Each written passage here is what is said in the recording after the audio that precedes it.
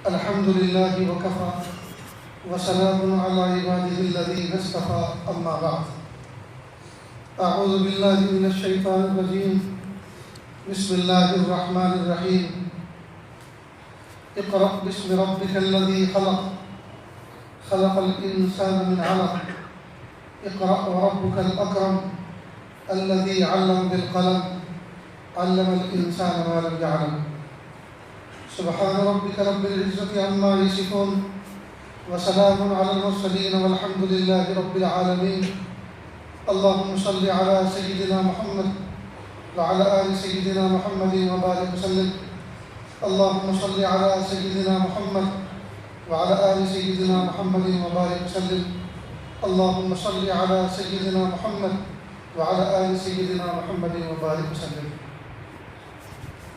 اللہ کا شکر ہے کہ اللہ رب العزت نے آج اس پیاری بستی میں جہاں حضور پاک صلی اللہ علیہ وسلم کے اتنے سارے امتی بستے ہیں رہتے ہیں، ان کے درمیان میں دین کی بات کہنے کی توفیق عطا فرمائی۔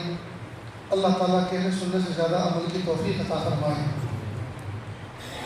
دوستو، یہ جو آیت میں نے آپ کے سامنے قرآن پاک کی پڑھی، یہ سب سے پہلی وحی تھی جو محبوب صلی اللہ علیہ وسلم پر غار حرا میں نازل ہوئی تھی۔ اس میں اللہ پاک نے سب سے پہلی جو آیت محبوب صلی اللہ علیہ وسلم کے قلب مبارک پر نازل فرمائی وہ کیا تھی؟ اقرأ، پڑھی، بسم ربک الذی خلق، اس رب کے نام سے جس نے آپ کو پیدا کیا۔ انسان کے علاوہ جتنے جاندار ہیں، انسان کے علاوہ جتنے جاندار ہیں، پیدائشی طور پر وہ عالم ہوتے ہیں۔ عالم کے معنی جانکار، اپنی ضرورتوں کے جانکار ہوتے ہیں۔ کس لیے اللہ نے ان کو پیدا کیا؟ یعنی ان کی خلقت کا جو مقصد ہے، کھانا پینا چرنا گھومنا پھرنا، اس کے وہ جانکار ہوتے ہیں۔ مثال کے طور پر مرغی کا چوزا انڈے سے نکلتا ہے، 18-20 دن میں مرغی کا بچہ مرغی کا چوزا انڈے سے باہر نکلتا ہے۔ تو جب ماں اپنے سینے کے نیچے اس کو دبا کے رکھتی ہے تو 18-20 دن گزرتے ہیں، پھر وہ وائٹ ہاؤس کو توڑ کے باہر آتا ہے اور پیدا ہوتے کے ساتھ ہی زمین میں ٹھونگے مارتا ہے، دانہ چنتا ہے، پیاس لگتی ہے تو پانی پیتا ہے، خاص اسٹائل میں چمچ میں پانی لے کر اوپر کو منہ کر کے پھر پیتا ہے۔ کس نے اس کو بتایا کہ دانہ اس طرح سے چنا جاتا ہے؟ کس نے اس کو سکھایا کہ پانی اس طرح پیا جاتا ہے؟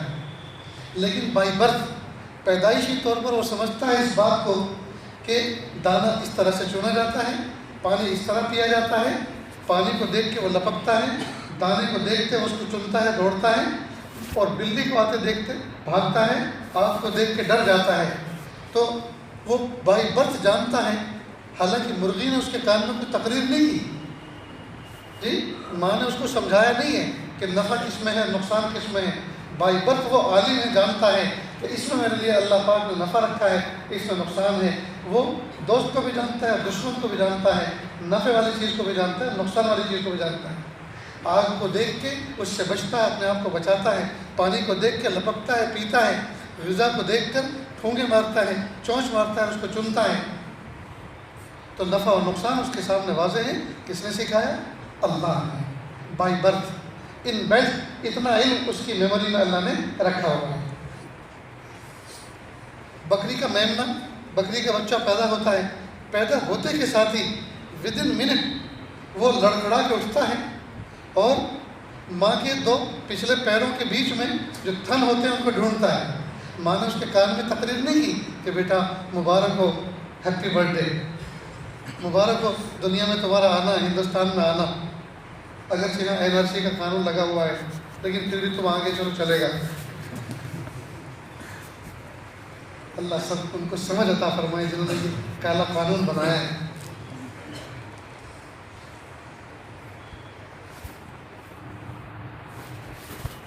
تو کل تم یہاں آئے ہو دنیا میں، تمہارا آنا مبارک ہو، اب دیکھو تمہیں بھوک لگی ہوگی میرے 2 پچھلے جو پیر ہیں ان پیروں کے درمیان میں 2 تھن لٹکے ہوئے ہیں، ان کو چوسو، ان کو سک کرو تو تمہیں دودھ ملے گا۔ بکری ایسا نہیں کہتی اور اس کے ساتھ کان میں کوئی تقریر نہیں کرتی، بلکہ بچہ خود اٹھتا ہے اور وہ جانتا ہے کہ میری غذا اللہ نے یہاں رکھی ہے۔ تو یہ علم کس نے اس کو سکھایا؟ اللہ، بائی برتھ۔ غرض یہ کہ سارے جانور، چرندے پرندے جتنے بھی ہیں، پیدائشی طور پر وہ عالم ہوتے ہیں، اپنی ضرورتوں کو سمجھنے والے ہوتے ہیں۔ پیدائشی طور پر اپنی ضرورتوں کو وہ سمجھنے والے ہوتے ہیں، لیکن انسان کا بچہ اشرف المخلوق ہونے کے باوجود میرا جاہل ہوتا ہے۔ مٹھی بند ہے، آنکھیں چندیاری ہیں، آنکھیں بند ہیں، نہ اس کو یہ پتہ ہے میری امی کون ہے، نہ یہ پتہ ابا کون ہے، نہ یہ پتہ ہے کہ میں کون سی اسٹریٹ میں اور کون سے اسٹیٹ میں پیدا ہوا ہوں، یہاں کا سی ایم کون ہے، یہاں کا پی ایم کون ہے، اس ملک کا نام کیا ہے، جی کچھ پتہ نہیں، جاہل۔ اور جیسے جیسے بڑا ہوتا ہے کئی مرتبہ اس کی جہالت کی انتہا ہوتی ہے۔ جی اب چھوٹا سا منا ہے، 1 سال کا ہے، کوئی سانپ جا رہا ہے تو پکڑ لیتا ہے، بھائی دشمن ہے لیکن نہیں جانتا، پکڑ لیا، چلو سمجھ میں آئی کوئی بات، پکڑ لیا، لیکن کئی مرتبہ منہ میں بھی لے لیتا ہے اس کو، اور ایسے حادثات بھی ہوئے، بچھو کو پکڑ لیتا ہے اور بچھو کاٹ لیتا ہے۔ تو انسان بالکل جاہل، اور اس کے علاوہ جتنے جاندار ہیں سب عالم، سب سمجھدار، اپنی ضرورتوں کو پہچاننے والے، اپنی چیزوں کو سمجھنے والے، اور وہ اپنی ضرورتوں کے سمجھنے سمجھانے میں کسی تقریر کی اور کسی سکھانے والے کے محتاج نہیں، اور نہ ہی ان کا کوئی مدرسہ ہے۔ آپ نے کبھی سنا کہ مرغیوں کا کوئی دارالعلوم قائم ہوا اور بندر سلامہ ہو اس کے جو ہے پرنسپل ہوں؟ یہ مرغی نے کوئی لو لیٹر لکھا ہو بھینس کے نام، محبت کا خط لکھا ہو بھینس کے نام، پیغام بھیجا ہو کہ ہم تم سے محبت کرتے ہیں، آنے والے ہیں تو تمہارے سر پہ بیٹھیں گے، انڈا دیں گے، جی نہ ان کے یہاں پڑھنا لکھنا ہے۔ جتنے بھی جانور ہیں، آج تک کسی جانور نے کسی کو خط نہیں لکھا۔ علم بالقلم، قلم سے سکھانے کا علم تو اللہ پاک نے انسان کو دیا ہے۔ آج تک کسی جانور نے کوئی ٹیکسٹ میسج نہیں کیا، نہیں، قلم سے لکھنے کا فن اور گر اللہ پاک نے انسان کو سکھایا۔ یہ انسان کی خوبی ہے۔ تو انسان کے علاوہ جتنے جانور ہیں وہ سیکھنے سکھانے کے محتاج نہیں، نہ ان کے یہاں سیکھنا سکھانا چلتا ہے۔ جب ان کے یہاں سیکھنا سکھانا بھی نہیں چلتا، لہٰذا ان کے یہاں کوئی ایجاد بھی نہیں، آج تک انہوں نے کوئی چیز ایجاد بھی نہیں کی۔ مثلا آپ نے سنا ہو کہ بندر نے کوئی پروڈکٹ ایجاد کیا ہے، یا بھینس نے جو ہے وہ چشمہ ایجاد کیا ہے، ان کے یہاں کوئی ایجاد بھی نہیں، اس لیے کہ سیکھنا سکھانا بھی نہیں، علم بھی نہیں، سیکھنا سکھانا بھی نہیں ہے، پڑھنا لکھنا بھی نہیں ہے، لہٰذا ان کے یہاں کوئی ایجاد بھی نہیں ہے۔ آج تک کسی جانور نے کوئی پروڈکٹ تیار نہیں کیا۔ چڑیا اب سے 10,000 سال پہلے جیسے مالا، جیسے اپنا گھونسلہ نیسٹ بناتی تھی، آج بھی ایسے بناتی۔ بکریاں جس طرح سے چرتی تھی آج بھی ایسی چرتی ہیں، ان کے کھانوں پینے میں بھی کوئی موڈیفیکیشن نہیں آیا۔ یہ تو انسان ہے، اس کے مینو ہوتے ہیں نظام کے، ہوٹل میں جا کے دیکھو، سبحان اللہ۔ میں ایک ہوٹل کے افتتاح کے لیے، اوپننگ کے لیے گیا، میں نے پوچھا کہ یہ ویج ہے نان ویج ہے؟ کہ حضرت ویج ہے۔ میں نے کہا ویج میں آپ ویرائٹی کتنی دیں گے؟ کہ حضرت ہمارا جو استاد ہے کچن میں کوک ہے، وہ اتنے ویج کی اتنی اسٹائل بنانا جانتا ہے کہ اگر آپ آج ایک چیز کھائیں گے تو 365 دن کے بعد اس کی باری آئے گی۔ 365 انداز میں ویج کو تیار کرتا ہے۔ اور گوشت سبحان اللہ، تلا ہوا الگ، بنا ہوا الگ، سکا ہوا الگ، شوربے والا الگ، سوکھا الگ، جی کتنی قسمیں ہیں جانوروں کے۔ آج تک آپ نے سنا ہوگا کہ بکری مرغی سب کے سب مل کر جو ہے کوئی دعوت کر رہے ہو اور دیگ چڑھی ہوئی ہو اور کوئی مرچ ڈال رہا ہے، کوئی مسالے ڈال رہا ہے، کوئی نمک ڈال رہا ہے، ان کے یہاں تو یہی نہیں، ان کے یہاں ذائقہ یہی نہیں۔ غرض یہ کہ اللہ پاک نے انسان کے علاوہ جتنے بھی جانور ہیں سب کو اپنی ضرورتوں کا عالم بنایا۔ سیکھنا سکھانا، پڑھنا پڑھانا ان کے یہاں ہے ہی نہیں۔ ان بیٹھ پیدائشی طور پر اللہ کی طرف سے وہ اپنی ضرورتوں کا علم لے کر آتے ہیں، کسی استاد کی ضرورت نہیں، ماں باپ کے سکھانے کی ضرورت نہیں۔ اب آئیے انسان کا بچہ میرا جاہل ہے، تو یہ اشرف المخلوق ہے، تو یہ ایسا کہ یہ بچہ جو آج کچھ بھی نہیں جانتا، کل کا ہو سکتا ہے یہ پرائم منسٹر بن جائے، ہو سکتا ہے یہ کسی زو کا مینیجر بن جائے اور شیر کو پنجرے میں بند کر کے اس کے اوپر ٹکٹ لگا دے. شیر جو جنگل کا بادشاہ ہوتا ہے تو انسان کا بچہ انتہائی کمزور، لیکن اللہ پاک نے اس کے اندر علم کی صلاحیت رکھی ہے، سیکھنے سکھانے کی صلاحیت رکھی ہے. لہذا ایک چیز انسان کو عطا فرمائی جو کسی بھی مخلوق کو نہیں دی، وہ ہے طلب. یہ کسی جانور کے اندر نہیں، یہ طلب انسان کی صفت ہے. لہذا بچہ جیسے جیسے بڑا ہوتا ہے، جیسے جیسے اس کی گروتھ ہوتی ہے، اس کے اندر طلب اور جانکاری حاصل کرنے کا مادہ بڑھتا جاتا ہے. لہذا آپ نے دیکھا ہوگا چھوٹا سا بچہ ہر وقت کسی کام میں لگا رہتا ہے، ہر وقت کسی کام میں لگا رہتا ہے. مثلا 2 سال کا بچہ ہے، 1.5 سال کا بچہ ہے، آپ نے اس کو ایک کار دی چھوٹی سی جو پیچھے کو دھکیلتے ہیں تو آگے کو چلتی ہے. اب آپ نے اس کو دی، اس نے دیکھا، پہلے تو منہ میں لیا، چکھنے کی کوشش کی کہ اس کا ذائقہ کیسا ہے. اس کے بعد وہ پیچھے کو دھکیلتا ہے، آگے کو چلتی ہے، پھر پکڑتا ہے، تھوڑی دیر کھیلتا ہے، اس کے بعد اس کو توڑتا ہے. اور ماں باپ کیا کرتے ہیں؟ جب بچہ کھلونا توڑتا ہے تو پھر باپ بچے کو توڑتا ہے. ایسے ہی نا؟ یاد رکھنا، جو ماں باپ بچے کے کھلونا توڑنے پر اس کو توڑے، اس کی پٹائی کرے، وہ ماں باپ کہلانے کے قابل نہیں. اصل میں یہ جو بچہ توڑ رہا ہے نا، اس کو توڑنے کا شوق نہیں ہے، اصل میں اس کے اندر ایک مادہ اللہ نے رکھا ہے طلب کا، شوق کا. وہ یہ سوچنا چاہ رہا ہے، وہ دیکھنا سمجھنا چاہ رہا ہے کہ میں نے اس کے ظاہر کو تو دیکھ لیا، یہ ہارڈ ہے، کلرنگ ہے، اس میں ویل لگے ہوئے ہیں، پیچھے کو دھکیلتے ہیں تو آگے کو چلتی ہے. وہ کون سی طاقت ہے جس کو آگے چلا رہی ہے؟ میں اس کو ذرا دیکھوں، میں اس کا آپریشن کروں، میں اندر سے توڑ کے دیکھوں وہ کون سی چیز ہے جس کو آگے چلا رہی ہے. اس کے اندر جو علم کا مادہ ہے نا، طلب کا، وہ طلب کا مادہ یہ سب کام کرواتا ہے. لہذا بچے کو کھلونا توڑنے پہ مار پیٹ نہیں کرنی چاہیے، بلکہ کھلونے لا کے ہی ایسے دینے چاہیے جو وہ توڑ کے برابر کرے اور سمجھے کہ کیا ہوتا ہے. آج کل بہت سے میکینزم والے کھلونے آ رہے ہیں جس کے ذریعے سے کوئی چیز بنائی جاتی ہے، پھر اس کو توڑا جاتا ہے، پھر اس سے دوسری چیز بنائی جاتی ہے. اس طرح کے کھلونے بچوں کو دینا چاہیے تاکہ ان کی طلب کی صلاحیت اور آگے بڑھے. اسی طرح آپ نے دیکھا ہوگا، آپ کئی مرتبہ کار میں اپنے بچے کو لے کر چلتے ہیں فرنٹ سیٹ پہ بٹھا کر. اب بچہ آپ کے ساتھ پہلی مرتبہ شہر میں نکلا، پوچھتا ابو یہ کیا ہے؟ بیٹا یہ بس ہے، جیسے ہماری یہ گاڑی ہے نا، ایسے بس ہے، اس میں زیادہ پیسنجر، زیادہ آدمی بیٹھتے ہیں. ابو یہ کیا ہے؟ بیٹا یہ اونٹ گاڑی ہے، لوڈر ہے، اس میں لوگ سامان لے کر ایک جگہ سے دوسری جگہ پہنچاتے ہیں.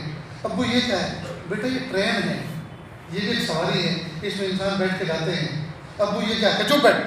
ابو یہ کیا ہے؟ یہ کیا ہے؟ تو میرا دماغ خراب کر دے گا. اب اس کو ڈرا دیا، دھمکا دیا، یہ غلط کیا؟ اس لیے کہ یہ جو بچہ آج گھر سے باہر نکلا ہے تو آج اس کے سامنے نئی نئی چیزیں آ رہی ہیں، تو ان کا یہ نالج، جنرل نالج حاصل کرنا چاہ رہا ہے، اور یہی موقع ہے. اور آپ کے علاوہ کوئی اس کو سکھا نہیں سکتا، سمجھا نہیں سکتا.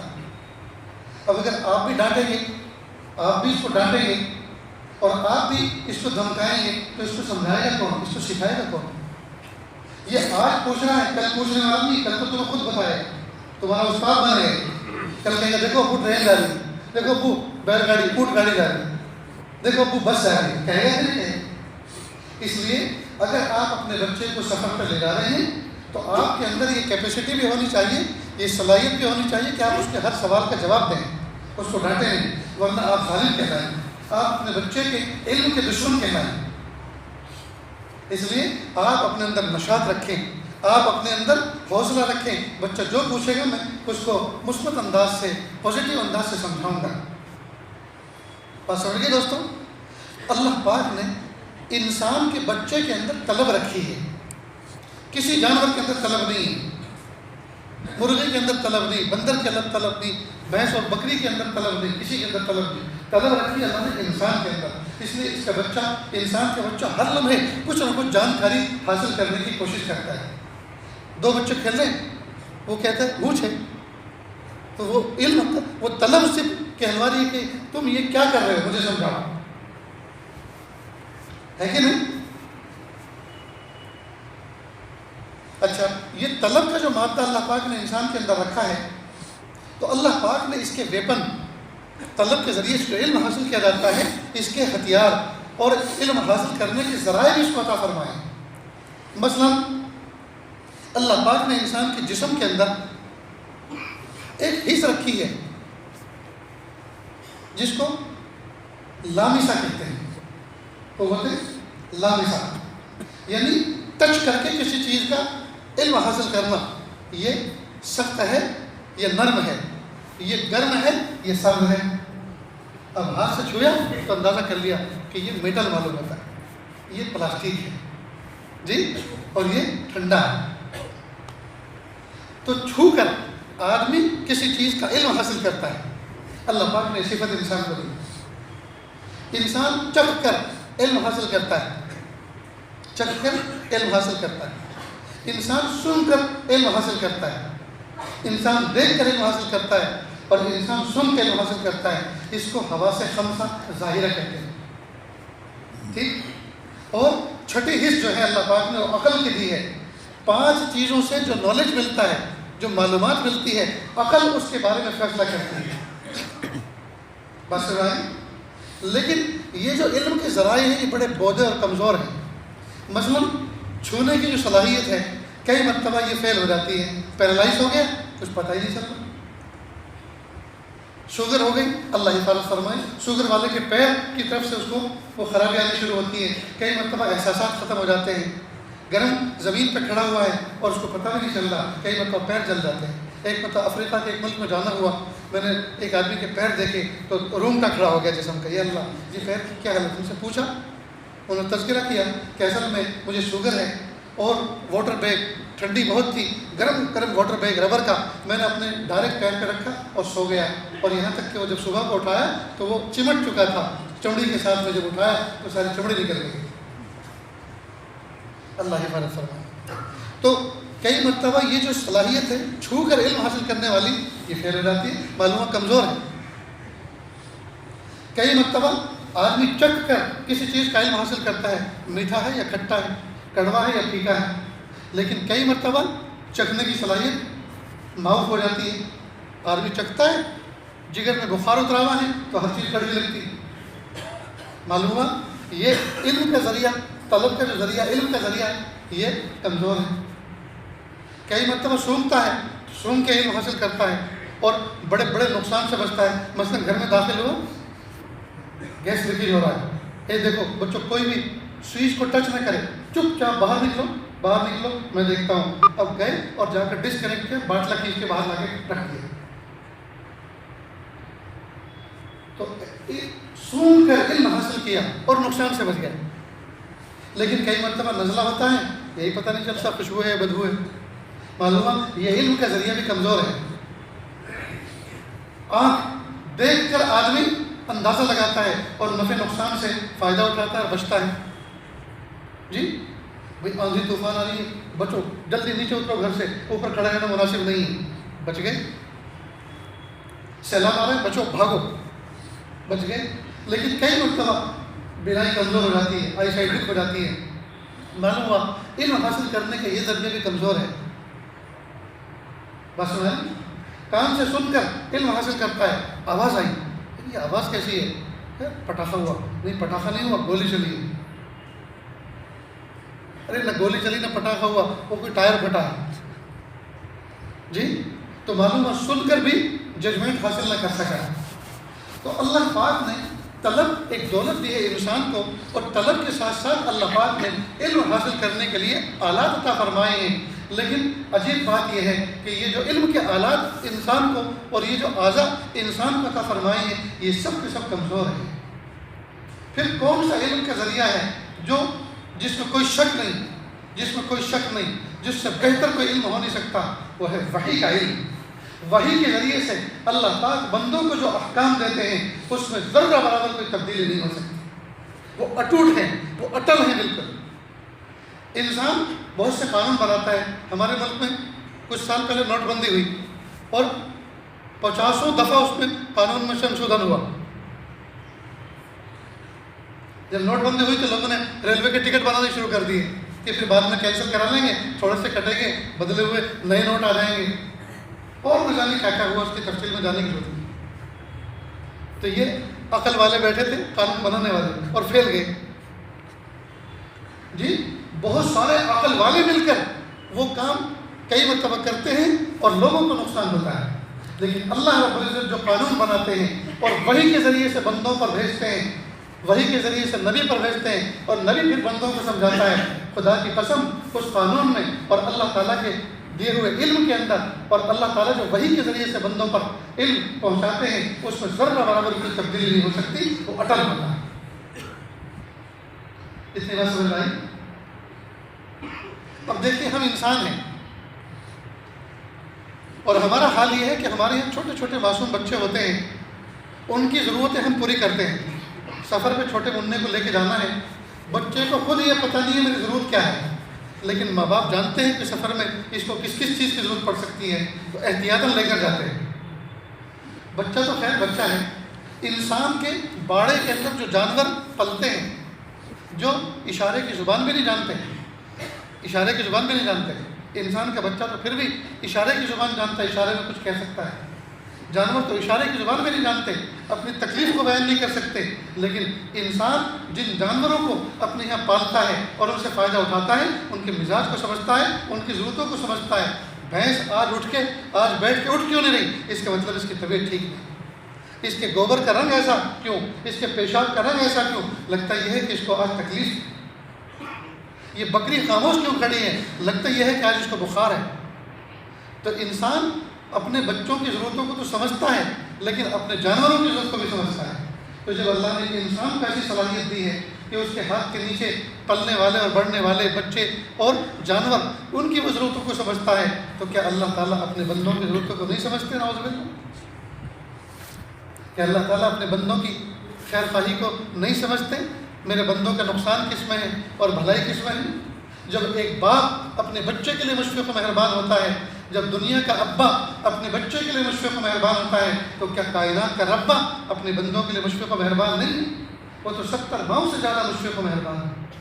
تو اس رب نے جو ضابطہ اور قانون بنایا ہے، اسی کو فالو کرنے میں انسانوں کی بھلائی ہے اور انسانوں اور دنیا میں رہنے والے انسانوں کی خیر خواہی ہے۔ لہذا انسانوں کو چاہیے کہ وحی کے ذریعے سے، نبی کے ذریعے سے جو تعلیمات پہنچی ہیں ان تعلیمات کو فالو کریں، کبھی بھی نہ دنیا میں ناکام ہو سکتے ہیں نہ آخرت میں ناکام ہو سکتے ہیں۔ دوستو اتنی بات سمجھ آئی؟ اب فزیکل مثال سے ایک بات سمجھیں، جتنے بھی الیکٹرانک آئٹم، میکینیکل آئٹم جتنے بھی اس وقت دنیا میں آ رہے ہیں، مشینریز آ رہی ہیں، ہر ایک کے ساتھ میں یوزر گائیڈ آتی ہے، یوزر مینول آتا ہے۔ آپ اس کو اس طرح سے اسمبل کریں گے، اس طرح سے انسٹال کریں گے اور اس طرح سے اس کو یوز کریں گے، آپریٹ کریں گے، اور اگر آپ اس کے خلاف کریں گے تو کمپنی نہ گارنٹی لیتی ہے نہ وارنٹی دے گی، وارنٹی لکھے رہتے ہیں۔ اور اگر کوئی مشینری بہت بڑی ہو، بڑی قیمتی ہو، کسی فیکٹری میں لگنے والی ہو، تو اس کی یوزر گائیڈ اور یوزر مینول اتنی زیادہ اہمیت کا حامل ہوتا ہے، بلکہ جب وہ مشینری فیکٹری کے اندر آتی ہے، یارڈ کے اندر آتی ہے، تو اس کے ساتھ ساتھ ایک آپریٹر بھی آتا ہے، ایک ٹیم آتی ہے، اور اس کو انسٹال کرتے ہیں، اسمبل کرتے ہیں، اور فیکٹری کے مالک کو کہتے ہیں جی اس کو آپریٹر ہمارے بعد کون کرے گا، آپریٹ کون کرے گا، کب فلاں، تو اس کو بلاؤ، ہمارے ساتھ اس کو جوائن کرو، ہم اس کو سمجھائیں گے تاکہ وہ ہمارے جانے کے بعد اس کو اچھی طرح سے ڈھنگ سے آپریٹ کر سکے۔ ایسے ہی ہوتا ہے نا دوستوں؟ ٹھیک بالکل اسی طرح اس کائنات کے اندر انسان سے زیادہ قیمتی مشینری کوئی ہو نہیں سکتی، لہذا اللہ رب العزت نے یہ مشین انسان سیلف یوز کیسے کرے، اپنے آپ کو کیسے استعمال کرے، کیا کرے اور کیا نہ کرے، اللہ پاک نے ایک یوزر گائیڈ دی تھی، اس کا نام ہے کلام اللہ۔ وہ یوزر گائیڈ کا نام کیا ہے؟ کلام اللہ۔ قرآن بھی جس کو ہم کہتے ہیں، قرآن پاک، کلام اللہ۔ اس یوزر گائیڈ کو سمجھانے کے لیے اللہ پاک نے ایک آپریٹر بھی بھیجا، اور وہ کون ہے؟ محمد الرسول اللہ صلی اللہ علیہ وسلم۔ اور وقت کے نبی نے اپنے ارد گرد جو افراد تھے ان کو سمجھایا کہ زندگی کیسے گزارنی ہے، اللہ کے احکام پر کیسے عمل کرنا ہے، پریکٹیکلی طور پر ان کو سمجھایا۔ وہ کون ہے؟ رجال اللہ، اللہ کے نیک بندے۔ تو تین چیزیں ہیں، ایک کتاب اللہ، دوسرے رسول اللہ، تیسرے رجال اللہ۔ تینوں چیزوں کو اگر فالو کریں گے تو ہم کامیاب زندگی گزاریں گے۔ اگر ایک سے بھی ہم مستغنی ہوئے، ایک کو بھی اگر اگنور کیا، نظر انداز کیا، دوستو ایمان کے لالے پڑ گئے. سمجھ گئے دوستو؟ اب اللہ رب العزت نے قرآن پاک کے ذریعے محبوب پاک صلی اللہ علیہ وسلم کے ذریعے سے ہم تک جو تعلیم پہنچائی، اس تعلیم میں کوئی شک نہیں، اور اس پر عمل کرنے میں کامیابی، اور کامیابی ایسی کہ اس کے بعد کوئی ناکامی نہیں. جیسے بچہ بالغ ہونے کے بعد کبھی نابالغ نہیں ہوتا، اور پھل پکا ہونے کے بعد کبھی کچا نہیں ہوتا. اللہ تعالیٰ جس کو کامیاب کر دیں وہ کبھی ناکام نہیں ہوتا. اس لیے دوستو ہم اپنی دین کی لاجک کو سمجھیں. علماء، صلحاء، مفتیان کرام ان کے پاس بیٹھیں اور ان سے محاسن اسلام کو سمجھیں کہ اسلام کے جو احکام ہیں، لوگ ہمارے اوپر اعتراض کر رہے ہیں، لوگ ہمارے اوپر بھپتیاں کس رہے ہیں کہ یہ کیسے مسلمان ہیں، یہ کیسے لوگ ہیں، یہ ایسا کرتے ہیں ویسا کرتے ہیں. تو ہمیں معلوم ہونا چاہیے کہ اللہ پاک نے ہمیں سونا دیا ہے، ہمیں دولت دی ہے، تو اس کی قیمت کیا ہے. پڑھی فارسی بیچے تیل، یہ دیکھو قدرت کے کھیل. کہتے ہیں کوئی نوجوان بچہ فارسی پڑھا لکھا تھا. یہ اس زمانے کی بات ہے جس زمانے میں فارسی پڑھا لکھا ہونا وہ ایسا عقل مند اور ایسا قابل سمجھا جاتا ہے جیسے آج کے دور میں انگریزی کا پڑھا لکھا ہے. فارسی کی اتنی ویلیو تھی. تو نوجوان بچہ تھا، وہ صدا لگا رہا تھا تیل لے لو تیل، تیل لو تیل. ایک شخص آیا دروازے کے باہر، کہ بیٹا پھول جیسی تمہاری جوانی اور تم تیل بیچتے پھر رہے ہو، یہ تو کام ان پڑھ لوگ کرتے ہیں، تم تو پڑھے لکھے معلوم ہوتے ہو، تم نے کچھ پڑھا بھی؟ کہ جی ہاں میں نے فارسی پڑھا ہوا، فارسی پڑھا ہوا. کہا اوہ پڑھی فارسی بیچے تیل، یہ دیکھو قدرت کے کھیل. اور کسی نے یوں کہا کہ نہیں، شعر اصل یوں نہیں ہے. جب اس نے صدا لگائی تیل لے لو تیل، تو ایک جوہری تھا، جوہری ہیرے جواہرات بیچنے والا، پرکھنے والا، وہ باہر نکلا. کہا بھائی ذرا ہمیں تیل خریدنا ہے، کیسے دیا آپ نے؟ تو اس نے اپنے کندھے منہ میں آیا، بس کافی ہے، میں نے اپنے حساب سے سیٹ کر رکھا ہے. تو اس نے اپنے کندھے پہ سے جھولا جو لٹکایا ہوا تھا، اس میں وزن کے لیے کچھ پتھر رکھ رکھے تھے. آج کل جیسے 1 kg 2 kg 3 kg کے بٹن باٹ ہوتے ہیں نا، جس کو گجراتی میں کاٹلا کہتے ہیں، کاٹلا. یہاں کیا کہتے ہیں؟ وزن. جی وزن یا وزن جو بھی. تو آج کل تو پرنٹڈ ہوتے ہیں گورنمنٹ کی طرف سے، باقاعدہ اس کا ایکچوئل وزن ہوتا ہے. کسی زمانے میں ایسے گورنمنٹ کی طرف سے منظور شدہ یہ وزن نہیں ہوا کرتے تھے. تو آدمی اپنے حساب سے کوئی پتھر، کوئی میٹل کی چیز رکھ لیتا تھا. وہ پوچھتا کیسے دیا؟ کہ بھائی اس وزن کے بقدر اتنے پیسے میں دیا. تو اس نے جھولے میں سے ایک پتھر نکالا اور کہا کہ اس پتھر کے وزن کے بقدر اتنے پیسے میں دیا. اب اس نے جو ہاتھ میں پتھر لیا، کبھی وہ پتھر کو دیکھ رہا ہے، کبھی اس بچے کو دیکھ رہا ہے، کبھی پتھر کو دیکھ رہا ہے، کبھی اس بچے کو دیکھ رہا ہے. وہ پتھر اتنا قیمتی تھا، اگر بچے کو یہ پتا ہوتا کہ یہ پتھر اتنا قیمتی ہے اور اس کو بیچ دیتا تو اس کی پیڑیاں بیٹھ کے کھاتی گھر میں. تو اس نے فوراً کہا پڑا پارس بیچے تیل، یہ دیکھو قدرت کے لیے. پارس نام کا قیمتی پتھر لیے پھر رہا ہے اور تیل بیچ رہا ہے. تو یہ غلطی کیوں ہو رہی تھی؟ اس لیے کہ اس کو پتہ نہیں تھا کہ میرے پاس پارس ہے. اس لیے دوستو یہی حال ہمارا ہے. اللہ پاک نے گھوڑیے کے اندر، جھولے کے اندر، ماں کی گود کے اندر ہمیں کلمہ ایمان دے دیا، اس لیے ہمیں اس کی قدر نہیں ہے اور اس کی طاقت کا ہمیں پتہ نہیں ہے. یہ طاقت کیا ہے؟ یہ تو امریکہ سے جا کے پوچھو کہ کلمے کی طاقت کیا ہوتی ہے. اس کو بہت پالا پڑا ہے، جھک گیا ہے، وہ ٹوٹ گیا ہے، ان نہتوں کے سامنے ہاتھ جوڑ کے کھڑا ہے. معاف کر دو اور عزت کے ساتھ جانے کا موقع دے دو، کچھ عزت بات بنی رہ جائے، کچھ صلح کا معاہدہ کر لو.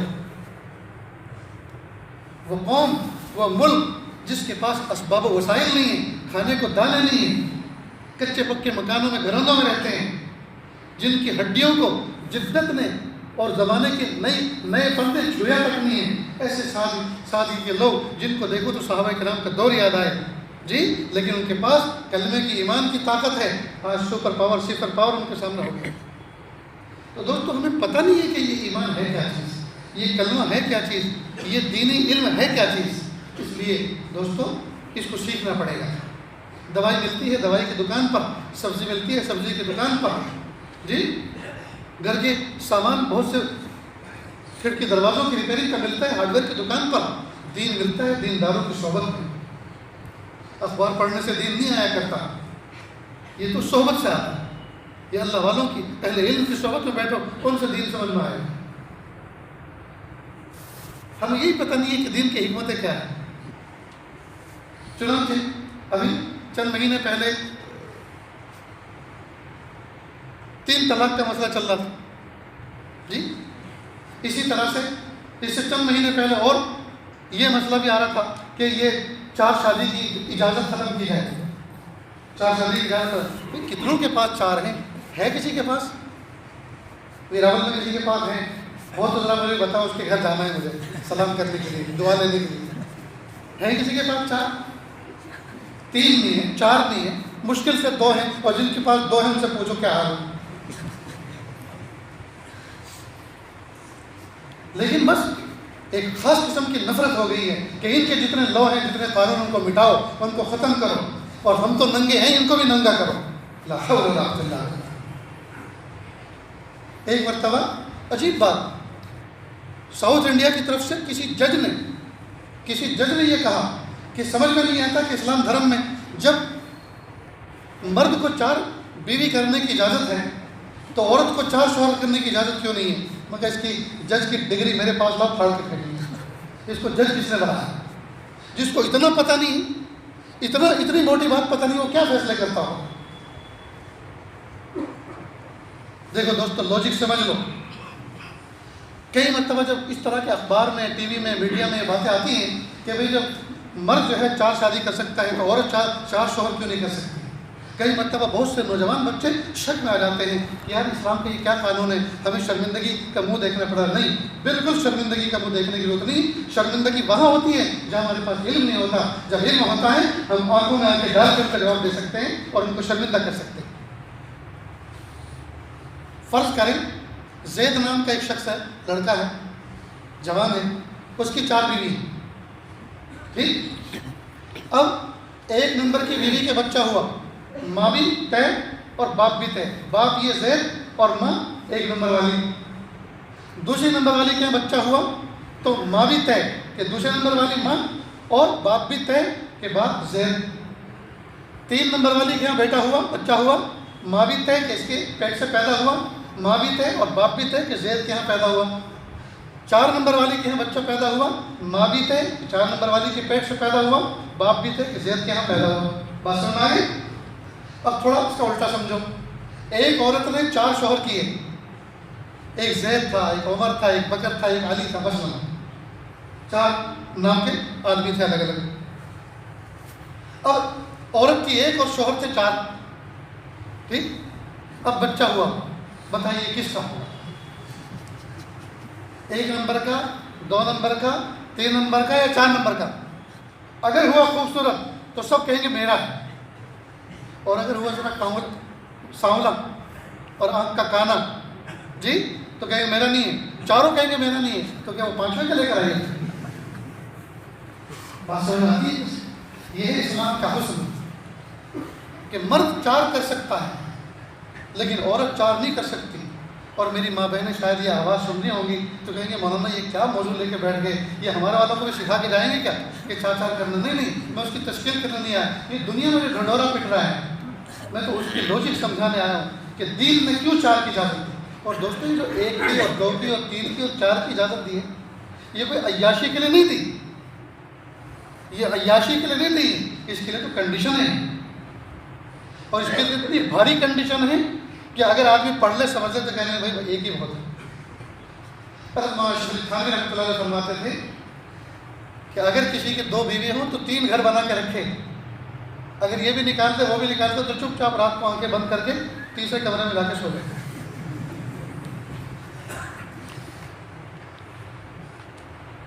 حضرت کے یہاں 2 بیوی تھی، اس کا واقعہ ہے، بڑی حکمت تھی۔ پہلے کے یہاں بچے نہیں تھے، پھر رشتہ داروں نے اصرار کیا، اللہ تعالیٰ آپ کی نسل کو ہو سکتا ہے کوئی اولاد پیدا ہو جائے، چل جائے تو آپ دوسری کرنے خیر ہو۔ اور حضرت نے اتنا انصاف کر کے دکھایا کہ خانقاہ کے اندر ترازو رکھی تھی، اگر کوئی چیز ہدیے میں آتی، کوئی خریدی جاتی تو ترازو میں برابر کر کے ایک حصہ اس کے گھر اور دوسرا حصہ اس کے۔ ایک مرتبہ 2 تربوز آئے، دونوں کا رنگ ایک، دونوں کا وزن ایک، دونوں کا لانے والا ایک، اور ایک ہی کھیت میں ہو گئے۔ سیدھا سیدھا انصاف تھا، ایک تربوز اس کے گھر ایک دوسرے کے گھر، لیکن نہیں، دونوں کو ہاف ہاف کاٹا، اس کا ہاف اور اس کا ہاف ایک کے گھر، اس کا ہاف اور اس کا ہاف دوسرے کے گھر۔ دوسرا حضرت ایسا کیوں کہ ہو سکتا ہے ایک میٹھا ہوتا اور ایک پھیکا ہوتا، تو ایک کے گھر پھیکا چلا جاتا، ایک کے گھر میٹھا چلا جاتا، تو انصاف تو نہ ہوتا۔ ایسا انصاف کا طریقہ ہے، لیکن پھر بھی کہہ کر گئے کہ دو کا نبھانا بڑا مشکل تھا، دو کا نبھانا بہت مشکل تھا۔ تو اسلام نے اگرچہ 4 کی اجازت دی ہے، لیکن یہ عیاشی کے لیے نہیں دی ہے، اس کے ساتھ کنڈیشن ہے، اس کے ساتھ حقوق کی ادائیگی اور نہ جانے کیا کہتے ہیں۔ اگر آدمی اس کو سمجھے تو آدمی فوراً اپنے آپ کو ناکام سمجھے گا کہ نہیں بھائی ان کڑی شرطوں کے اوپر میرے لیے اترنا بہت مشکل تھا۔ اور اللہ کے بندے ایسے بھی ہیں جنہوں نے کیا، جیسا کہ میں نے آپ کو بتایا، اور وہ پورے اترے اس پر۔ اتنی بات سمجھ گئی؟ لگے ہاتھوں ایک واقعہ سنتے چلیں کہ جب ایمان آتا ہے اور یقین آتا ہے اور علم آتا ہے تو پھر اللہ پاک ایسے واقعات وجود میں لاتے ہیں۔ ایک تاجر تھا بہت نیک دل، اس کو ایک کنٹری میں جانا پڑتا تھا مال کے لیے، اور وہ کنٹری ایسی تھی کہ وہاں کا ماحول کچھ اچھا نہیں تھا، ہر وقت اس کو خطرہ رہتا تھا کہ کہیں اس سے کوئی جنسی گناہ نہ ہو جائے، سیکسول گناہ نہ ہو جائے، اور تھا متقی آدمی، اور بیوی اس کی بڑی متقی تھی، لیکن جانا ضرور اس لیے تھا کہ وہ مال اسی ملک میں ملتا تھا، اور وہاں اس کو 10-15 دن اسٹے بھی کرنا پڑتا تھا۔ بہت پریشان وہاں کے ماحول سے، تو بہت اللہ سے دعا مانگی، رو رو کرے اللہ کیا کروں، تو سمجھ میں آیا کہ اللہ پاک نے جو دوسرے اور تیسرے چوتھے نکاح کی اجازت دی ہے وہ شاید مجھ جیسے مجبور اور پریشان کے لیے دی، تو کیوں نہ میں یہاں دوسرا نکاح کر لوں۔ لہٰذا اس نے اللہ سے دعا مانگ کر استخارہ کر کے نکاح کر لیا، لیکن نکاح کیا سیکریٹ، اپنی بیوی کو پتہ نہیں ہونے دیا۔ لیکن یہ چیز ایسی ہے کہ چھپتی چھپاتی ہے نہیں، پتہ چل گیا اس کو۔ 3 چیزیں کہتے ہیں ایسی ہیں کہ وہ چھپائی نہیں چھپتی، ایک ہے عشق، اور دوسرا ہے مشق، اور تیسرا ہے کھانسی خشک۔ یہ 3 چیزیں ایسی ہیں جو چھپائی نہیں چھپتی۔ خشک کھانسی سمجھتے؟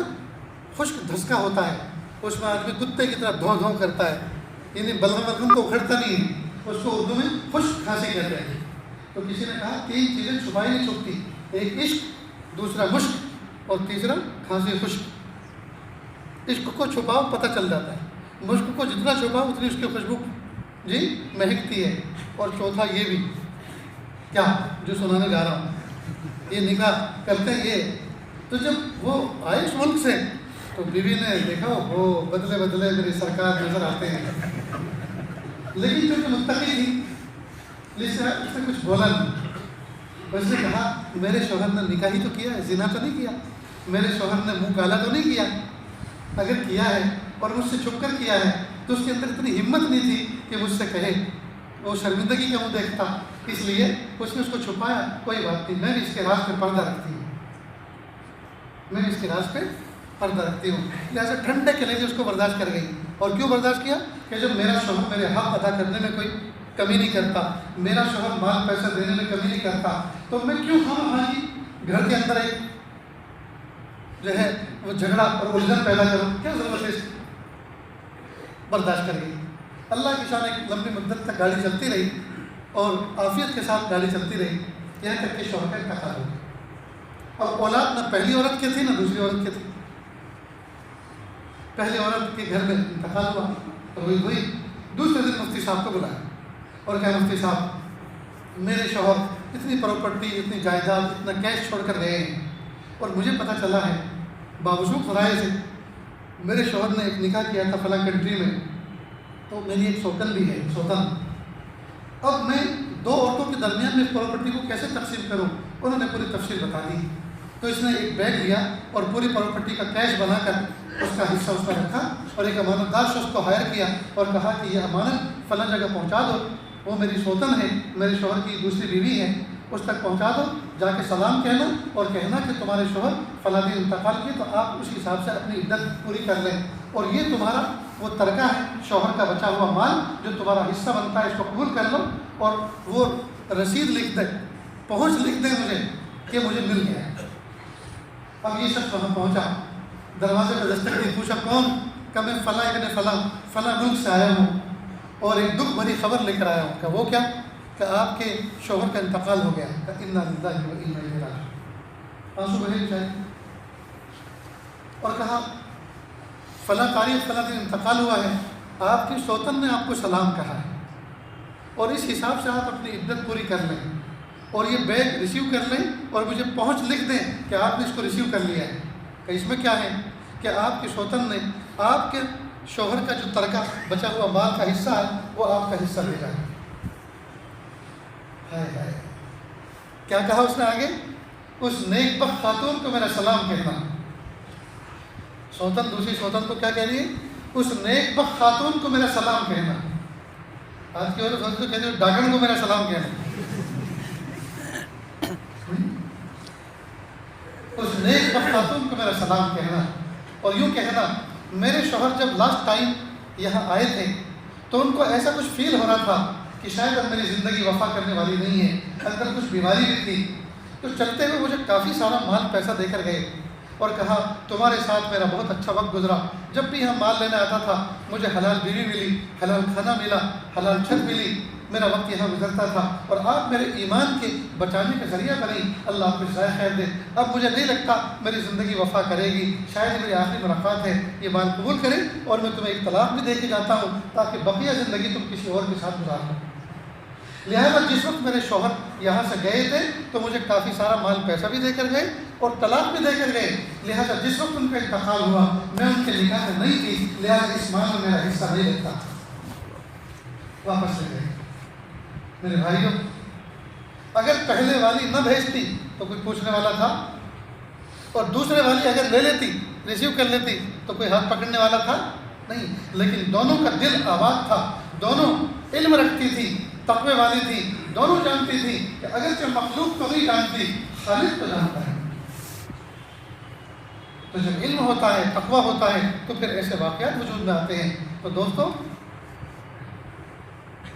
ہم اپنے بچوں کو دین سکھائیں, ہم اپنے بچوں کو دین سکھائیں, دین سمجھائیں, دین داروں کی صحبت کو اٹینڈ کریں اور دین کی لاجک سیکھیں, اس کی حکم کو سیکھیں, محاسن اسلام کو سیکھیں, تاکہ کوئی آدمی اگر ہمارے ٹخنوں سے نیچے پاجامے پر کوئی بات کرے, یا ذبح جانور پر کوئی بات کرے, یا ہماری نماز پر اذان پر کوئی بات کرے, یا ہمارے کوئی لباس پہ بات کرے, یا ہماری شادی بیاہ پر کوئی بات کرے, یا ہمارے رشتے ناتوں پہ کوئی بات کرے, تو ہم اس کی آنکھوں میں آنکھیں ڈال کر اس کو سمجھا سکیں کہ ہمارے دین کی خوبی کیا ہے.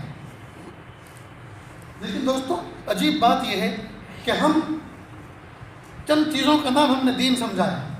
5 وقت کی نماز پڑھنا, رمضان کے روزے رکھنا, اور زندگی میں ایک حج کر لینا, اور رمضان میں سال میں اختتام پر زکوٰۃ دینا, بس ہو گیا دین. یہ ہے دین. تو 4-5 چیزیں انگلی پہ گنی جانے والی, ان کو تو ہم دین سمجھتے ہیں, اور باقی دنیا میں جتنے بھی کام ہیں وہ سب دنیا. دکان بنانا دنیا, مکان بنانا دنیا, گاڑی خریدنا دنیا, بڑا بزنس کرنا یہ تو مہا دنیا, نکاح کرنا دنیا, یہ سب دنیا. تو پھر دین کیا ہے؟ کہ دین تلاوت کرنا دین, تسبیح پڑھنا دین, نماز پڑھنا دین, حج کرنا, عمرہ کرنا دین, زکوٰۃ دینا, رمضان کے روزے رکھنا دین. بس at the end, ہاں بس ختم. اور باقی دکان ہے نا, یہ تو دنیا ہے, تو اپنی عقل سے کمانا ہے. دوستو کتنا بڑا دھوکہ ہے, کتنا بڑا دھوکہ ہے. تو دین کی ڈیفینیشن بھی کیا ہے؟ دین کی ڈیفینیشن اور دین کی تعریف یہ ہے, پیر کے ناخن سے لے کے سر کے بال تک, پیدائش کی صبح سے لے کر وفات کی شام تک, 24 گھنٹے 8 پہر اللہ تعالیٰ کے حکموں کے مطابق زندگی گزارنا, حضور پاک صلی اللہ علیہ وسلم کے طریقے کے مطابق. یہ ہے دین, یہ ہے دین. یقیناً نماز پڑھنا, تلاوت کرنا, ذکر کرنا, رمضان کے روزے رکھنا, حج عمرہ کرنا, زکوٰۃ دینا دین ہے, لیکن یہ کل دین نہیں ہے, ٹوٹلی دین نہیں ہے. یہ دین کا ایک چھوٹا سا پارٹ ہے, حصہ ہے, اور یہ عبادات کے قبیل سے. اسلام کے 5 بنیادی شعبے ہیں: عقائد, عبادات, معاملات, معاشرت اور اخلاق. یہ 5 بنیادی شعبے ہیں, اور اس کی بھی شاخائیں, اس کی شاخیں. ان 5 چیزوں کو ہم, ان فنڈامنٹل کو, بنیاد کو ہم اچھی طرح سے سمجھیں. ہمارے عقیدے کیا ہونے چاہیے. ہمارا عقیدے آج کل اتنے پھسپھسے اور کمزور ہو گئے ہیں, ہم جناتوں سے ڈرتے ہیں, شیطان سے ڈرتے ہیں, رب رحمان سے نہیں ڈرتے. اور عجیب بات ہے, اللہ سے ہونے کا یقین نہیں ہے, جنات سے ہونے کا یقین ہے. باپو کے پاس جائیں گے, باپو کچھ کرو نا, کچھ مال آ جائے تو وہ باپو کہاں سے لا کے دے گا کہ جنات سے منگوا دو نا. تو جنات کوئی اللہ ہے؟ اللہ جیسا کوئی ہے وہ؟ اس کے پاس خزانے وہ لا کے اٹھا کے دے دے؟ دھوکہ ہے کچھ، دھوکہ ہے. جناتوں کی اللہ نے کہیں یہ ڈیوٹی نہیں دی کہ وہ مال لا کر دے لوگوں کو، مال لا کر کہیں. تو جناتوں سے ہونے کا یقین اللہ سے ہونے کا یقین نہیں. تعویذ سے ہونے کا یقین، اور اتنا موٹا قرآن پاک ہمارے گھر میں رکھا ہوا ہے، اس کو تلاوت کر کے دعا کر کے اللہ سے ہونے کا یقین نہیں. اب اس تعویذ میں کئی مطلب کھول کے دیکھو تو پتہ نہیں کیسی کیسی لٹی پڑی ہوتی، کچھ پتہ ہی نہیں چلتا اس میں ہے کیا چیز. تو عقیدے ہمارے گڑبڑا گئے. تو سب سے پہلے اسلام کے جو 5 شعبے ہیں اس میں سب سے پہلے عقیدہ، اللہ سے ہونے کا یقین. جی والقدر خیرہ وشرہ من اللہ تعالی والبعث بعد الموت. اچھی بری تقدیر کا فیصلہ تو اللہ کی طرف سے آتا ہے. موت و زیست کے فیصلے تو اللہ کی طرف سے ہوتے ہیں. موت تو آتی ایک بار آئے گی اور جیسے اس نے لکھی ہے وہ آ کر رہے گی، کوئی مار نہیں سکتا. جتنا اللہ پاک نے ہماری قسمت میں لکھا ہے، خدا کی قسم ایک ذرہ اس سے زیادہ اس سے کم نہیں ہو سکتا. اگر کسی پہاڑ کے نیچے میری اور آپ کی قسمت کا کوئی دانہ رکھا ہوا ہے، جب تک پہاڑ ٹوٹ کے ریزہ ریزہ نہ ہو جائے اور وہ دانہ میرے اور آپ کے پیٹ میں نہ پہنچ جائے، وہاں تک قیامت قائم نہیں ہوگی. تو رزق کا فیصلہ، موت و زیست کا فیصلہ، عزت و ذلت کا فیصلہ یہ اللہ کے قبضے قدرت میں ہے، یہ بندوں کے ہاتھ میں نہیں. عقائد. دوسرا شعبہ عبادات. عبادات میں نماز بھی ہے. آج کل ہمارا حال یہ ہے کہ نمازوں کی کتنی قسمیں ہیں ہمیں پتہ نہیں. سفر کی نماز کا طریقہ کیا ہے؟ جنازے کی نماز زندگی میں ایک بار پڑھنی ہے ماں کی اور باپ کی، اور ہمیں وہ نماز بھی یاد نہیں. عیدین کی نماز سال میں ایک مرتبہ آتی ہے. جی عید الفطر کی نماز سال میں ایک بار آتی ہے، وہ ہمیں یاد نہیں ہے. بس ہاتھ باندھ لیتے ہیں اور یہ دائیں والا بائیں کو دیکھتا ہے، بائیں والا دائیں کو دیکھتا ہے، یہ چھوڑتا ہے یا باندھتا ہے. وہ اس کو دیکھ رہا ہے یا اس کو دیکھ رہا ہے، دونوں غلط کر رہے ہیں. ہے کہ نہیں دوست؟ ہمیں وہ نماز معلوم نہیں ہے. بیمار کیسے ہوتے ہیں ہمیں وہ معلوم نہیں ہے. صلاۃ استسقاء، صلاۃ کسوف و خسوف کیا ہوتی ہے ہمیں معلوم نہیں ہے. تو نماز کے بارے میں ہم صفر. حج پیسوں کی بنیاد پر کر رہے ہیں. احرام پہنا چلے گئے، نہ یہ پتہ ہے کہ حج میں کتنے ارکان ہیں، جی کتنے واجبات ہیں، کیا چیز چھوڑنے سے، دم دینے سے کام چل جائے گا، کیا چھوڑنے سے دوبارہ زندگی میں پھر آ کے حج کرنا پڑے گا، نہیں پتہ. سمجھتے ہیں فلائٹ میں بیٹھتے ہیں، پہنچ جاتے ہیں، احرام لپیٹ کے چلے جاتے ہیں، ہو جاتے. تو عبادات ہماری چوپٹ ہے. معاملات ہمارے معاملات بکھرے پڑے ہیں، آپس میں لین دین. جی دکھاتے کچھ ہیں، دیتے کچھ ہیں، کہتے کچھ ہیں، کرتے کچھ ہیں. ہمارے معاملات خراب، ہماری زبان پکی نہیں رہی. دیکھو اسلام کا ایک قانون ہے کہ جب آپ اپنا گھر دکان مکان بیچنا چاہیں تو سب سے پہلے آپ اپنے پڑوسی سے پوچھیں، اس لیے کہ اس کے موقع کی جگہ ہے.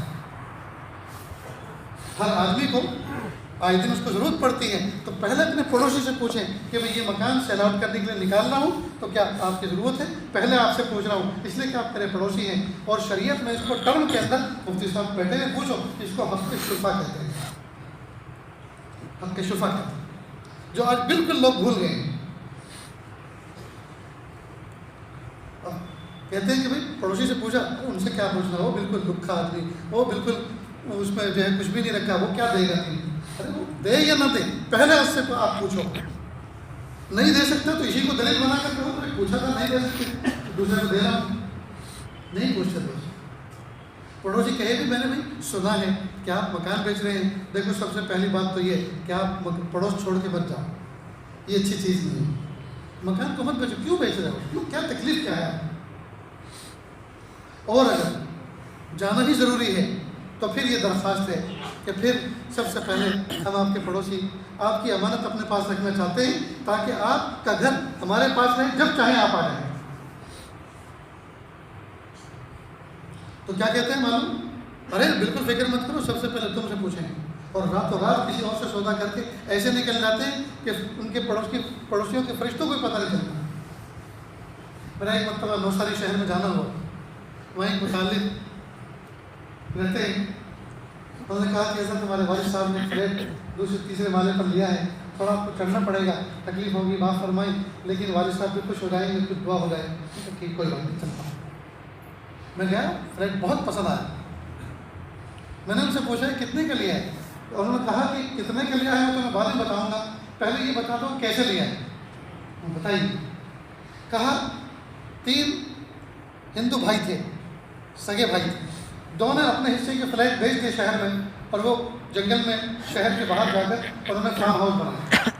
تیسرے بھائی جو اس فلیٹ کے مالک تھے، ان سے کہا کہ بھائی تو بھی باہر آ جا، وہی اکٹھے مل کر رہیں گے جنگل میں، کھلی فضا کے اندر۔ اب اس نے بیچنا چاہا تو مجھے ضرورت تھی، مجھے پتہ چلا کہ یہ بیچ رہا ہے، تو میں جب آیا تو اس نے کہا ٹھہرو، آپ لینے کے لیے آئے ہو اور میں بیچنا چاہتا ہوں، لیکن میں آپ کو اپنے پہلے پڑوسی سے ملاتا ہوں۔ احمد بھائی کون ہے؟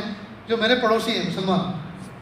اگر وہ یوں کہہ دیں کہ ہاں ان کو بیچ دو تو میں آپ کو بیچوں گا، اس لیے کہ میں کسی ایسے آدمی کو بیچنا نہیں چاہتا جو ان کو آگے چل کے تکلیف پہنچائے، لہٰذا پہلے میں ان سے ویریفیکیشن لیتا ہوں۔ وہ اگر آپ کو دیکھ کر کہہ دے کہ ہاں یہ بھلے آدمی ان کو دے دو تو پھر میں آپ کو بیچوں گا، آگے کی بات کروں گا، اس سے پہلے نہیں کرتا۔ چنانچہ وہ بڑے نیک دل آدمی، نورانی چہرہ، ان کو لے کر گئے تو دور سے کہا ہاں ان کو دے سکتے ہیں۔ تو اس کے بعد پھر اس نے قیمت کیا اور اتنے لاکھ میں لیا۔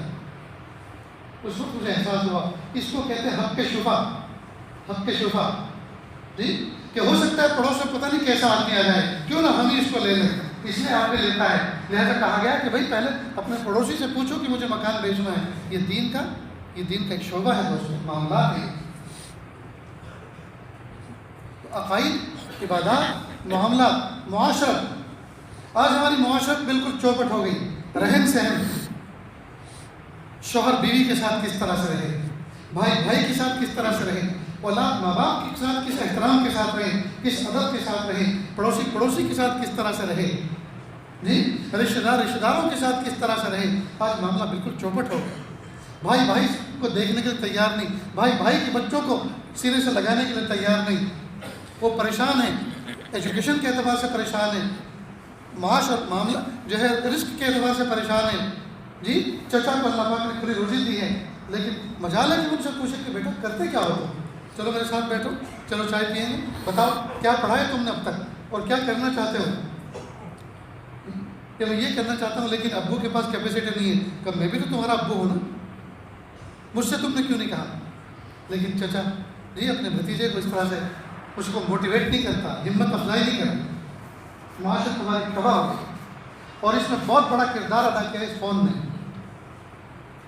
پہلے بھائی بھائی سے ملتے تھے، گھنٹوں بیٹھتے تھے، کھاتے تھے، پیتے تھے، ایک دوسرے کا چہرہ دیکھتے تھے، دل خوش ہوتا تھا۔ اب بھائی بھائی اوپر نیچے فلیٹ میں رہتے ہیں، فون پہ بات کرتے ہیں، کبھی لفٹ میں ملاقات ہوگی تو ہو گئی، ہفتے میں عشرے میں، ورنہ ہاں نا کا جواب فون پہ معلوم کر لیتے ہیں، اوپر نیچے رہتے ہیں، مسافہ کرنے کی توفیق نہیں، سلام کرنے کی توفیق نہیں، اس کے پاس جانے بیٹھنے کی توفیق نہیں۔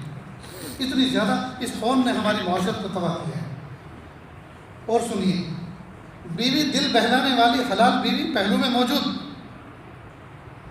لیکن اس کی طرف نہیں دیکھ رہا، کیا دیکھ رہا ہے؟ اسکرین کے تماشے دیکھ رہا ہے، واٹس ایپ کی کھیل کھیل رہا ہے، کسی کے ساتھ چیٹنگ میں لگا ہوا ہے، خاموش گفتگو چل رہی ہے، چور گفتگو۔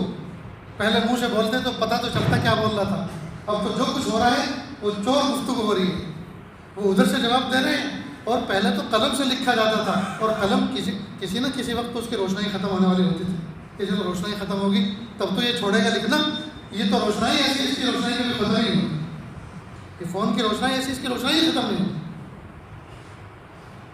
لہٰذا بیوی مسئلے پوچھتی ہیں، مولانا صاحب، حضرت صاحب مسئلہ بتائیں، میں اپنا شوہر کا دل بہلانے کے لیے موجود رہتی ہوں، میں انتظار کرتی ہوں تو متوجہ ہو، جب تک نشاط کا آخری لمحہ اس کے پاس رہتا ہے، فون کی طرف صرف کرتا ہے اور پھر پڑھ کے سو جاتا ہے، میری طرف منہ اٹھا کے نہیں دیکھتا۔ مہینے 2 مہینے میں کبھی اس کو تقاضا ہوا تو وہ ہماری طرف دیکھتا ہے، ورنہ اس کو ضرورت ہی نہیں۔ میرے بھائیو، یہ کتنی بڑی حق تلفی ہے۔ آج جو ہمارے گھروں کے اندر بچے نافرمان ہو رہے ہیں، اس کی وجہ یہ ہے کہ شوہر اور بیوی کے اندر اتفاق محبت ہے۔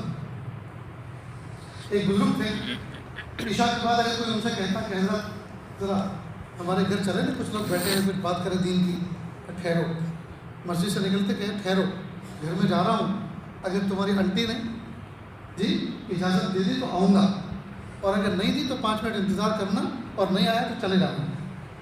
آج اگر کوئی کہے تو یہ کہے گا بڈھا بڑھیا سے ڈرتا ہے، اتنی کڑک ہے آنٹی جی، اس لیے آنے کی اجازت دے دی، باندھ کے رکھتی ہے۔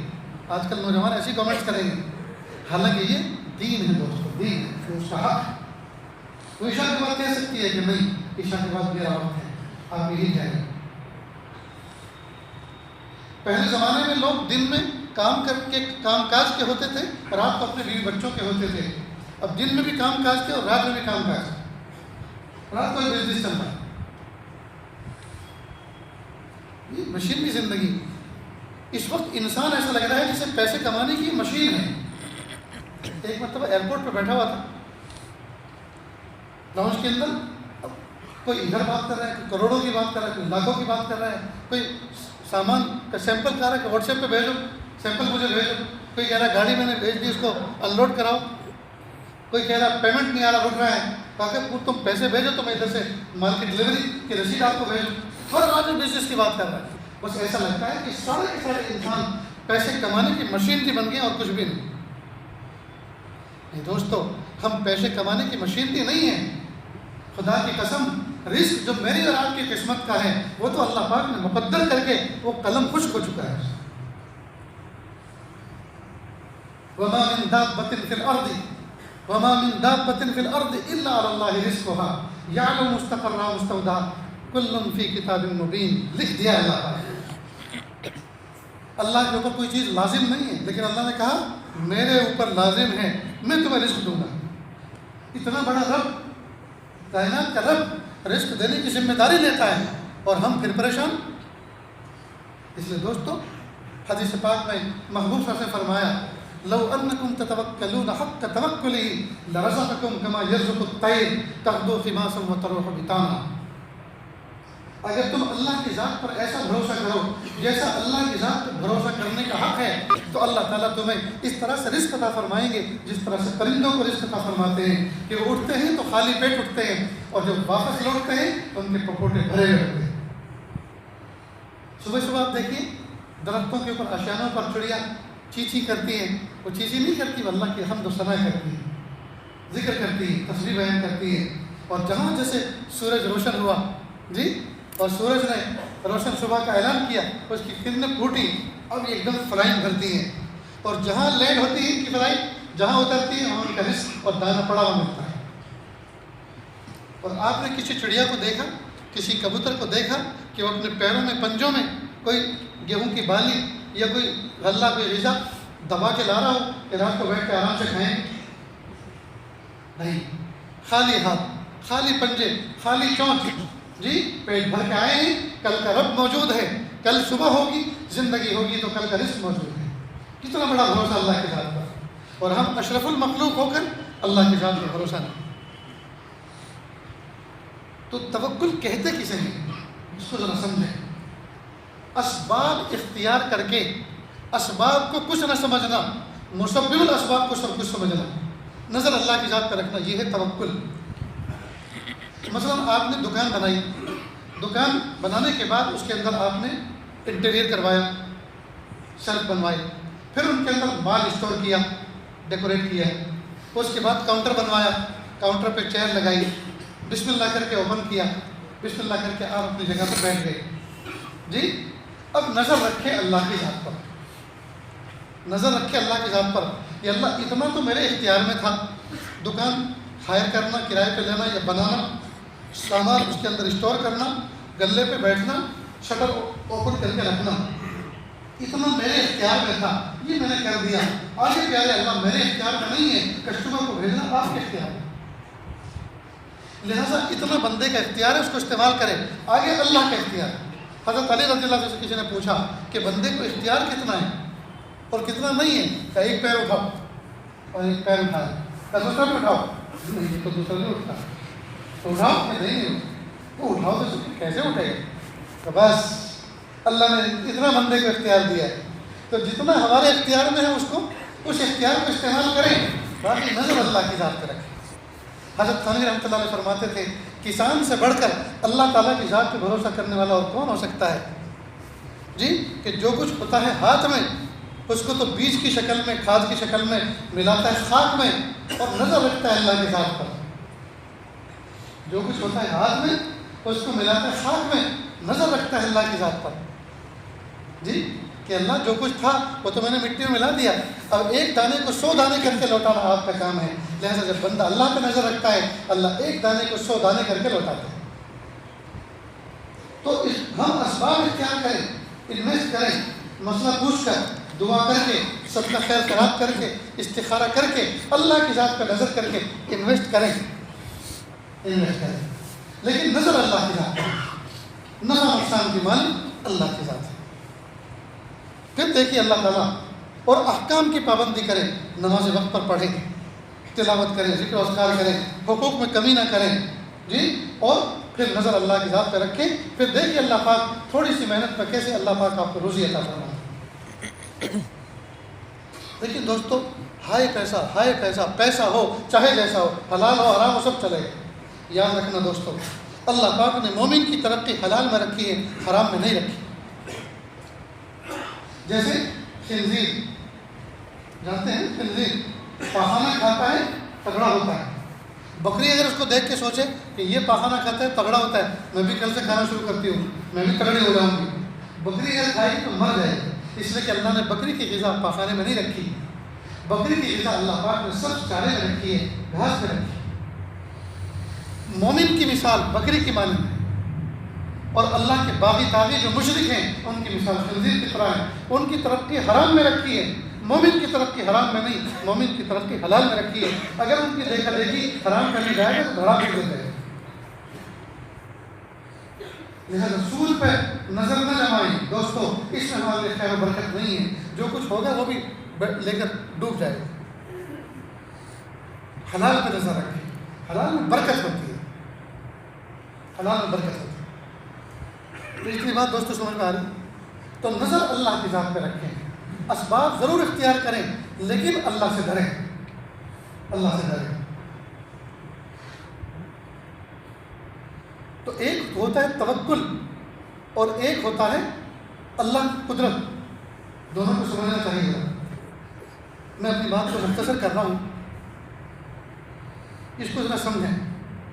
اللہ تعالیٰ نے ایک دنیا کو بنایا، دنیا کو بنانے کے بعد اس کا ایک نظام بنا دیا۔ جیسے ایک آدمی فیکٹری بناتا ہے، پہلے باؤنڈری وال بناتا ہے، گیٹ بناتا ہے، مشینری لا کے اس کے اندر رکھتا ہے اور پھر اس کی اوپننگ کرتا ہے، اور اس کے اندر جو لیبر کام کرنے والے ہیں، مینیجر، جنرل مینیجر، سیلس مین اور واچ مین، یہ سب کا ایک سلیبس بناتا ہے۔ واچ مین کی تنخواہ اتنی ہوگی اور اس کی ڈیوٹی ہے، جنرل مینیجر کی تنخواہ اتنی ہوگی، ڈیوٹی ہے، اور لیبر کی تنخواہ اتنی ہوگی تو اس کا اسکیل یہ ہوگا اور ان کی ڈیوٹی ہے۔ اور یہ فیکٹری دن میں صبح 8 بجے سے شام کے 5 بجے تک چلے گی اور سنڈے منڈے چھٹی رہا کرے گی مثلاً۔ تو یہ ہے فیکٹری بنانے والے کا ضابطہ قانون۔ اب ایک دن لیبر گیٹ پر آئی اور آنے کے بعد سب کے ساتھ جمع ہے۔ اب دوسرے جو آ رہے تھے کہا کہ کیا بات ہے بھائی، کوئی حادثہ تو نہیں ہوا؟ کہ حادثہ تو نہیں ہوا، یہ پڑھو نوٹس بورڈ پہ کیا لکھا ہے۔ کیا لکھا ہے کہ کل سے یہ فیکٹری دن میں نہیں چلے گی، رات کو چلے گی، رات کو 8 بجے سے صبح کے 5 بجے تک۔ ارے یہ کیا ہوا؟ یہ کس نے بنایا قانون؟ ہمارے بچے جنگل میں رہتے ہیں، شاید شہر کے کنارے پہ رہتے ہیں، رات کو ہم اکیلا نہیں چھوڑ سکتے۔ کہا کرنا ہو تو کام کرو، اور میں مالک نے تو کہا ہے جس کو رہنا ہو رہو اور چھوڑنا ہو چھوڑو، فیکٹری رات کو چلے گی، دن کی پالی ختم، رات کی پالی چالو۔ کوئی پوچھتا ہے یہ کس نے بنایا؟ کہ مالک نے۔ کہ کیوں بنایا؟ بھائی اس کو پاور ہے، وہ مالک ہے، وہ چاہے دن میں چلائے رات کو چلائے، وہ چاہے دن میں چلائے رات کو چلائے۔ ٹھیک بالکل اسی طرح اللہ رب العزت نے اس پوری کائنات کو بنایا، اور اللہ پاک نے سورج اور چاند اور ستارے، دریا اور پہاڑ، فضا اور ہوا، سردی اور گرمی، بارش اور آندھی اور طوفان، یہ سب کی سب چیزیں اللہ نے بنائی، سب کا ایک نظام بنایا۔ ٹھنڈی کا موسم اس طرح رہے گا، گرمی کا موسم اس طرح اتنے دن رہے گا، بارش کا موسم اتنے دن رہے گا، ہوائیں اس طرح سے چلے گی، سورج وقت پر ایسے نکلے گا، ایسے غروب ہوگا، چاند ستارے اس طرح سے نکلیں گے، ایسے غروب ہوں گے۔ اللہ نے پورا نظام بنایا۔ اس کو کیا کہتے ہیں؟ سنت اللہ۔ یاد رہے گا اس کو کیا کہتے ہیں؟ سنت اللہ، نظام بنایا۔ چھری اللہ نے کاٹنے والی بنائی، اس کے اندر کاٹنے کی صفت رکھی، تو چھری کاٹتی ہے، آگ جلاتی ہے، سورج نکلتا ہے اور غروب ہوتا ہے، یہ سب اپنے اپنے وقت پر جو چیزیں ہوتی ہیں کام ہوتے ہیں، اس کو کہتے ہیں سنت اللہ۔ چھری کا کام ہمیشہ کاٹنے کا ہے، یہ سنت اللہ ہے۔ آگ کا کام ہمیشہ جلانے کا ہے، یہ سنت اللہ ہے۔ لیکن اللہ تعالیٰ کئی مرتبہ اپنی عادت اللہ سنت اللہ کے خلاف کرتے ہیں، اس کو کیا کہتے ہیں؟ قدرت اللہ۔ اس کو کیا کہتے ہیں؟ قدرت اللہ، اللہ کی قدرت، طاقت۔ چنانچہ آگ ہمیشہ جلاتی ہے، لیکن ایک موقع پہ آگ نے جلایا نہیں تھا جی، حالانکہ جلنے والی چیز بڑی نازک تھی اور آگ بھی بڑی بھیانک تھی۔ آپ میرا اشارہ سمجھ رہے ہوں گے۔ سیدنا ابراہیم علیہ السلام نمرود کی آگ میں نہیں جلے تھے، حالانکہ آگ ہمیشہ جلاتی ہے، لیکن اس دن وہ نہیں جلے۔ یہ کیا تھا؟ قدرت اللہ۔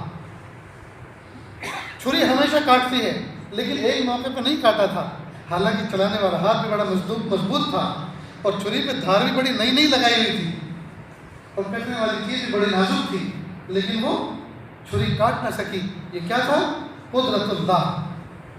تو سنت اللہ پر نظر رکھتے ہوئے، قدرت اللہ سے ڈرتے ہوئے اللہ کی ذات پہ بھروسہ رکھے، اس کو کہتے ہیں توکل علی اللہ۔ اتنی بات یاد رہی دوستوں؟ کسی فارسی کی بات نہیں ہے، یہ محلے والے خاموش بیٹھے ہیں، اس کو رسپانس دیں کہ ہم جاگ رہے ہیں اور آپ کی بات کو سمجھ رہے ہیں۔ یہ ہے دوستو، یہ ہے توکل، کہ ہم اسباب شاندار سے شاندار اختیار کریں، لیکن شاندار اسباب اختیار کرنے کے باوجود ہم ان اسباب پہ بھروسہ نہ کریں، اللہ تعالیٰ کی قدرت سے ڈرتے ہوئے اللہ تعالیٰ کی ذات پہ بھروسہ کریں۔ آج ہمارا حال یہ ہے، آج ہم بالکل منافق اور کمزور ہو گئے۔ آج ہمارا حال یہ ہے، ہم ابن الوقت بن گئے، موقع کی بات، ابن الوقت بن گئے۔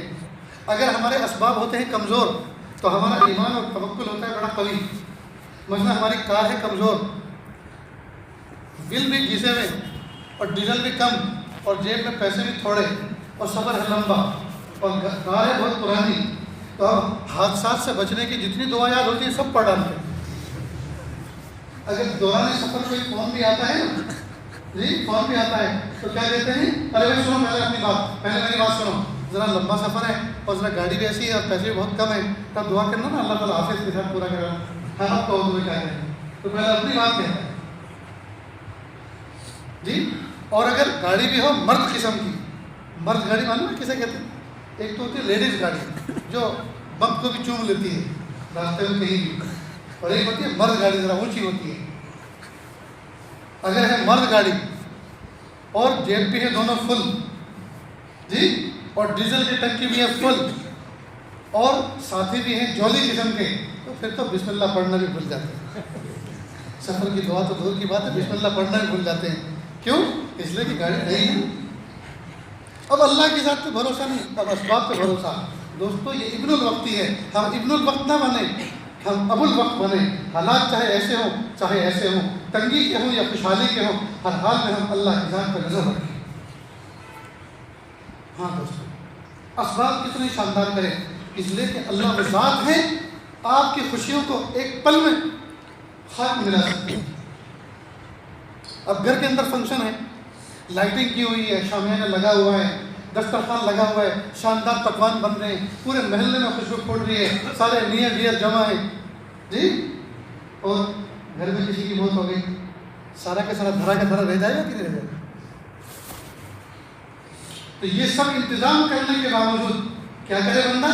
اللہ پہ نظر رکھے۔ میرے پیارے اللہ میری اس خوشی کو مکمل کر دیجیے، میری اس خوشی کو مکمل کر دیجیے۔ کئی مرتبہ طے ہو جاتا ہے، فلائٹ کی ٹکٹیں بک ہو جاتی ہیں، گاڑی اپنی ریڈی رہتی ہے ایئرپورٹ تک جانے کے لیے، اور سارے سفر کے سامان اور بیگ پیک ہو چکے ہوتے ہیں، اور بچے جی امی ابا سے کہتے ہیں امی ابا ہم کچھ دن آؤٹنگ پہ چلتے ہیں، گھوم کے آتے ہیں، اور ساری تیاری ہو چکی ہوتی ہے۔ گھر کے باہر قدم نکالا اور کسی نیئر ڈیئر کا انتقال کی خبر آئی، سارے کا سارا پلان، ساری کی ساری ٹکٹیں، ساری کی ساری تیاری جی دھری کی دھری رہ گئی، اور جو خوشی تھی وہ آنسوؤں میں تبدیل ہو گئی۔ اللہ اس بات پر قادر ہے۔ اتنا بھروسہ اللہ کی ذات پہ ہمیں رکھنا ہے دوستو، کہ ہم اتنا اللہ کی ذات پہ بھروسہ رکھیں، اتنا رکھیں بس اتنا رکھیں کہ ایک لمحے بھی اللہ سے غافل نہ رہیں۔ اب بھوک لگی ہے، مجھے آپ کو بھوک لگی ہے مطلب جی، اب اللہ سے مانگے اللہ کھانا کھلائیے، اللہ لذیذ کھانا کھلائیے، اللہ نعمتیں کھلائیے، اب ہم جواب دیں ٹھیک۔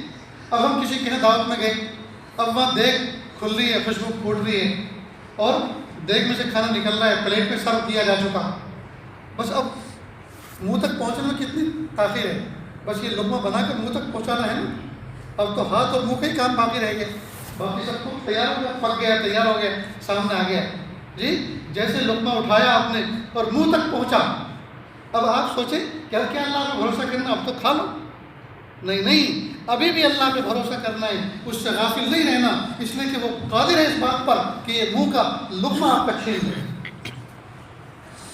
اور کیا ہوتا ہے کئی مرتبہ، ارے بھائی کوئی نہ کھائے، کیوں کوئی نہ کھائے، کیوں بھائی کیا بات ہے، ارے چھپکلی مری ہوئی ہے، دیکھ کے اندر چھپکلی پڑی ہوئی ہے، تو جو آدمی لے گیا اور جو تھوڑا سا منہ میں بھی لے گیا اس نے تھو کر دیا جی۔ تو اللہ تعالیٰ کی ذات پر بھروسہ ہمیشہ رکھیں، اللہ پہ نظر رکھیں، اپنے اسباب کو قوی نہ سمجھیں، مسبب الاسباب رب کو قوی سمجھیں۔ دوستوں سبق یاد رہے گا، اللہ تعالیٰ کہنے سننے سے زیادہ عمل کی توفیق عطا فرمائے، اللہ ہم کو دین سمجھائے، دین سکھائے، دین پہ چلنے کی توفیق عطا فرمائے، دین کی قدر کرنے کی توفیق عطا فرمائے، اور احسن طریقے سے دین کی دعوت دوسرے تک پہنچانے کی اللہ کی صلاحیت عطا فرمائے۔ جو کچھ مانگا، جو کچھ کہا گیا، جو کچھ سنا گیا، اللہ رب العزت عمل کی توفیق عطا فرمائے۔